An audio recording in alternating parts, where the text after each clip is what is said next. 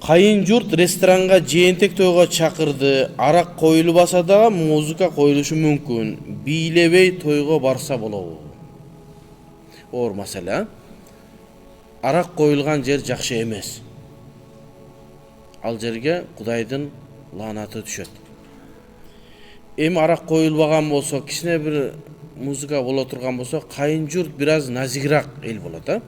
Күйөө бала келбей койду, кызмат кылбай койду деп бир аз неме болбосун карап көрөсүз. Негизи бизде ушундай абал болуп калды да, биз чакырылгандын көңүлүн карап калдык, чакырылгандын көңүлүн эч ким карабай атат да. Биз ойлоп атабыз да, кой кетип калсам тойдун ээси капа болот деп биз ушинтип ойлонуп атабыз. Ооба. Бирок той ээси дагы мен чакырган адамдар ушул музыкада отурабы экен деген ойдо ойлонушу керек той кылгандар. Мен ушуларга зыян берип койбойт бекенмин. Тойго барганда адамдар тойго эс алганы барат экен да негизичи. Адамдар ал жерге эс алганы эмес, балки кыйналганы барып калган учурлар болуп атат. Ошон үчүн той бергенде чакырып аткан адамдардын да көңүлүн карап койгула.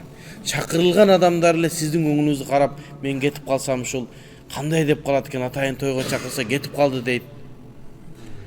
Той берип аткан адамдардын көңүлүн карап, мусулмандарга, намаз окугандарга, сакалы барларга урмат кылып койсун кичине.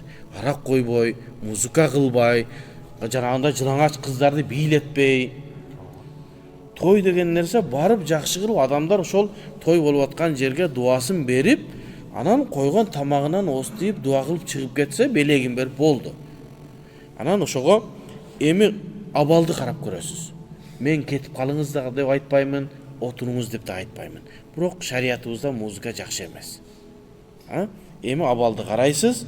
Эми ошол той бергендер дагы ушуну бир сыйра ойлонуп койсок, иншалла адамдар бири-бирибизге оорчулук киргизбесек иншалла.